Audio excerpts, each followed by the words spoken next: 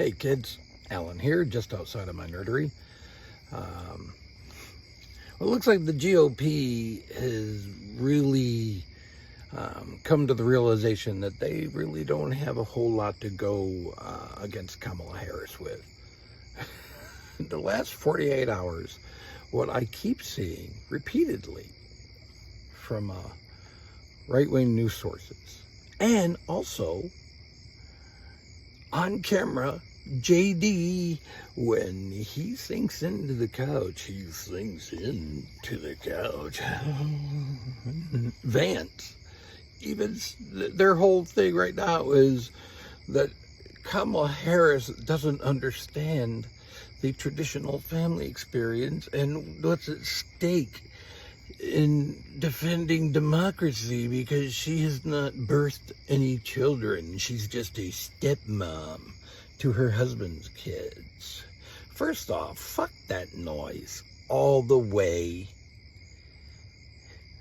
Because, well, fun fact, no president has birthed a child, dumbasses. That's literally how desperate, and well, we already knew they were stupid, but desperate the GOP has become. Kamala Harris shouldn't be president because she has not given birth to another human being. As if the previous 46 presidents have given birth. They haven't. Fucking stupid. And as far as the whole step-parent thing, let me tell you something that I can relate to in that whole train of thought, which is it's bullshit train of thought. But anyway, my dad raised us, but my oldest sister, she was a child of my mother and my mom's first husband. That guy fucked off out of the picture when my oldest sister was a toddler. And when my mom and dad got married, my dad raised my oldest sister like his own. And up until the day my dad passed away in 2020, if you asked my father who his oldest daughter was, he would point at my oldest sister, who was technically no blood relation to him at all. And if you asked my sister who her dad was, she would point to my dad, even though he was not biologically hers. Fast forward a few decades later, I have a stepdaughter. And when I was first with her mom, she was only 4 years old. And even when her mother and I split apart, I still felt like she was my own kid.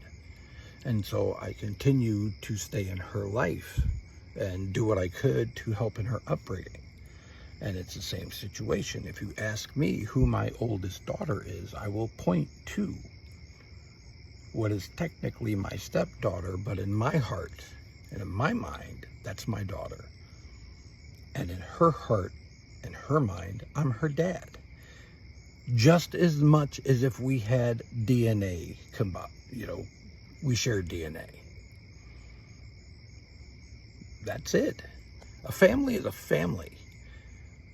It doesn't have to be mom, dad, 3.5 kids, Christian, white, all that stupid bullshit that they want you to believe is what the American experience is. It's not. We're a melting pot. They are so afraid of Kamala Harris at this point. Because again, their only real argument against Biden was Biden's old. Well, now Trump's the old guy in the race. Not only the old guy, the oldest guy to ever receive a major party nomination in the history of our country. So not just the old guy this time, he's the old guy for all time, as far as presidential races go. We'll talk about what I think about it. There should be an age limit to run for president, not the bottom end, where you have to be 35. There needs to be a cap at the top too, but that's for another video. Right now we're just talking about how goofily desperate the GOP is. Their whole argument is Kamala Harris has not popped another human being out of her person. That means she's not qualified to run our country. You're idiots. Think of a better argument. Better yet, come up with a better candidate. One who's not a convicted felon, or a adjudicated rapist, or a racist, or a con man, who didn't pick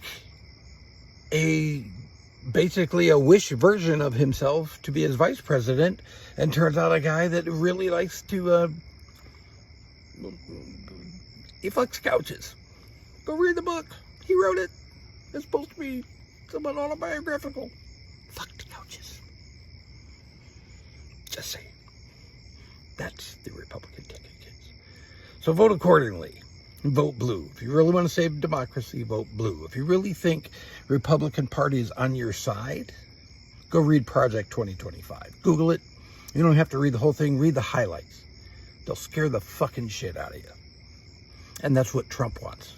He just literally said today that if you like me, you won't have to vote again. It'll all be taken care of. You'll never have to vote again. That's Mr.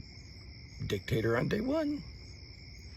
He said it in front of people, in front of a camera, into a microphone. That if he wins this election, it's the last election America gets. You'll never have to vote again. His words, not mine. The antidote for that is to crush him in November with a historic landslide victory, so that our Justice Department can finally consider the roadblocks off and put his traitorous orange fucking ass in prison for the rest of his life, where he belongs. So till next time, kids, you can leave me comments. We can hash things out, discuss what not, wherefore, and who whittly diddly.